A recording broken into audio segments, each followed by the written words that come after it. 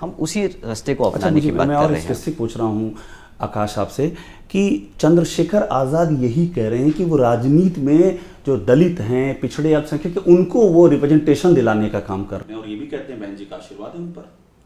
बहन जी का आशीर्वाद है, आज तक कौन सी स्टेटमेंट है जिसमें बहन जी का आशीर्वाद है? आप ये बता दीजिए ना। ऐसे तो मैं बोल दूं कल मोदी जी का आशीर्वाद है या योगी जी का आशीर्वाद है या अखिलेश जी का आशीर्वाद है, ये थोड़ी ना होता कि आशीर्वाद है। हरकतें देखिए ना कि एक्चुअली ऑन ग्राउंड काम क्या हो रहा है। भाई आप गए थे इंडिया अलायंस में पार्टनर बनने, आप सबके पीछे सबके दरवाजे खटखटाते रहे, हमें 1 सीट दे दीजिए, हमें 2 सीट दे दीजिए। जब विधानसभा का इलेक्शन हो रहा था तब आप गए थे कि 2 सीट दे दीजिए समाजवादी पार्टी से मांगने। अरे भाई, बहुजन समाज पार्टी ने और बहुजन समाज ने हमेशा अपनी डंके की चोट पे इलेक्शन लड़ा है और अपनी डंके की चोट पर उन्होंने अलायंस किया है, अपनी शर्तों पे किया है। हम कभी भी, हमारा समाज कभी भी किसी के सामने हाथ नहीं फैलाता। उन्होंने हमेशा अपने आप से काम किया है, अपनी शर्तों पे काम किया है। तो अगर कोई 2 सीटों के लिए जाके आंसू टपकाएगा या फिर कॉम्प्रोमाइज करने की बात करेगा तो वो कैसे बहुजन समाज का रिप्रेजेंटेशन बात कर सकता है? आपने कहा कंप्रोमाइज, ये एक बड़ा बात हमने कहा। क्या चंद्रशेखर आज़ाद कंप्रोमाइज कैंडिडेट हैं? क्या वो कंप्रोमाइज हो चुके हैं, और अगर हो चुके हैं तो किसके जरिए, अगर आप क्लियर कर सकें इस बात को? देखिए, कॉम्प्रोमाइज हो चुके हैं या नहीं हो चुके वो तो आप लोग ज़्यादा इन्वेस्टिगेट कर सकते हैं अच्छे तरीके से। इसमें मैं आप पे क्या, आप इस पॉइंट पे मैं क्या कमेंट करूं?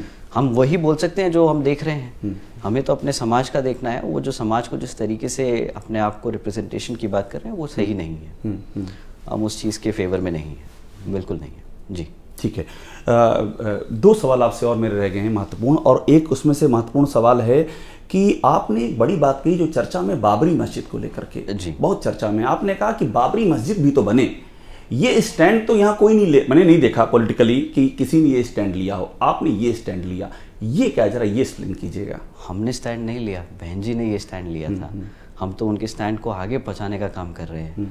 बहन जी ने जब प्रेस कॉन्फ्रेंस करी थी और राम मंदिर का इनविटेशन की बात आई थी कि हमने तो बहुजन समाज पार्टी को भी इनविटेशन दिया है, तो बहन जी ने बड़े पोलाइटली उस चीज़ पे कहा था कि राम मंदिर बन रहा है, ये बहुत अच्छी बात है, बट जब बाबरी मस्जिद भी बनेगा तब हमें अच्छा लगेगा कि हर समाज के, हर भारत के हर समाज को, हर रिलीजन को एक इक्विटेबल राइट्स मिल रहा है। ये खुशी की बात होगी आपके लिए कि बाबरी मस्जिद भी बने साथ साथ में। तो बहन जी ने कहा है कि और आप सबके इलेक्शन के दौर में आप कह रहे हैं, इसलिए बहुत महत्वपूर्ण हो जाता है। इलेक्शन हो या ना हो, सबके लिए, सब समाज के लिए लड़ना बहुजन समाज पार्टी का काम है। बीच में कई बार ये भी चर्चा हुई कि ओवैसी के साथ में कोई तालमेल हो सकता है बीएसपी का।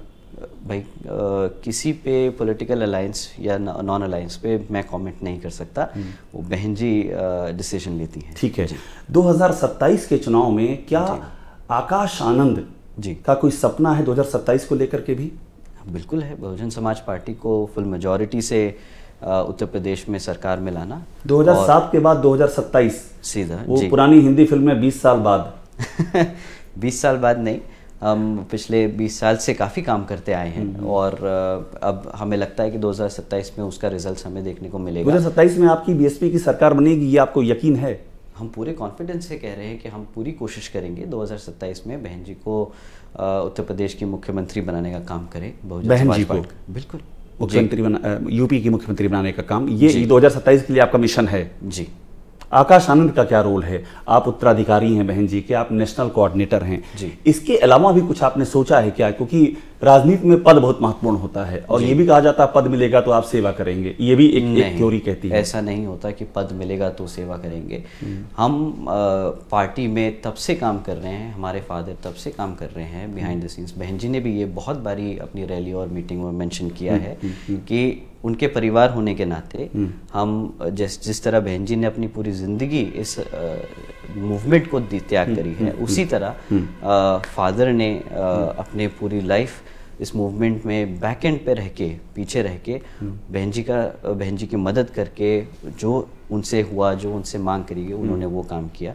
उसके लिए कोई पद नहीं है। एक आपसे आखिरी सवाल मैं ये ले लूं कि अल्पसंख्यकों को लेकर, अकलियतों को लेकर के, मुसलमानों को लेकर के जो आप जिस तरह से बीएसपी ने उम्मीदवार खड़े किए हैं, आरोप ये लगता रहा है कि बीएसपी ऐसे उम्मीदवार खड़े करती है कि मुस्लिम वोट बट जाएं और बीजेपी, जैसे आजमगढ़ का एग्जाम्पल देते हैं वो हर बार कि आजमगढ़ में हार गया समाजवादी पार्टी का कैंडिडेट, क्योंकि बीएसपी ने मुस्लिम वोट बांट लिए थे।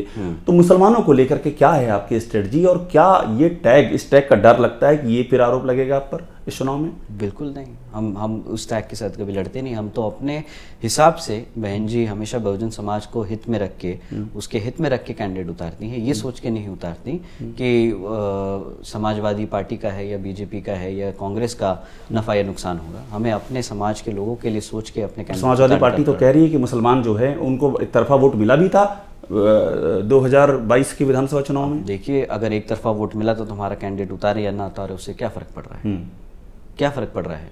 ये तो आप जब रिजल्ट नहीं आया है तो आपको तो अपनी हार को जस्टिफाई करने के लिए दूसरे पे उंगली उठाने का आप उन्हें खैरख्वाह मानते हैं मुसलमानों का? समाजवादी पार्टी क्या समाजवादी पार्टी को मुसलमानों का खैरख्वाह आप मानते हैं? ध्यान देने से कैसे मान लें?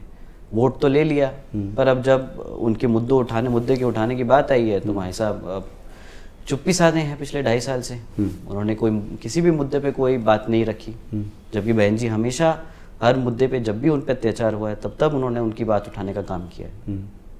ये आप बेसिक फर्क देखते हैं दोनों चीज़ों में? मैं नहीं, सब देखते हैं। अच्छा, ठीक है।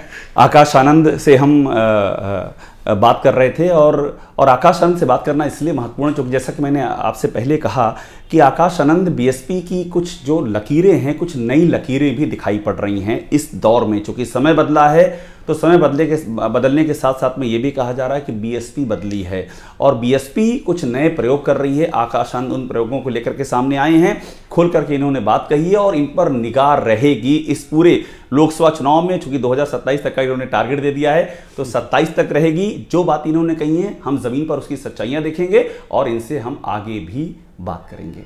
धन्यवाद।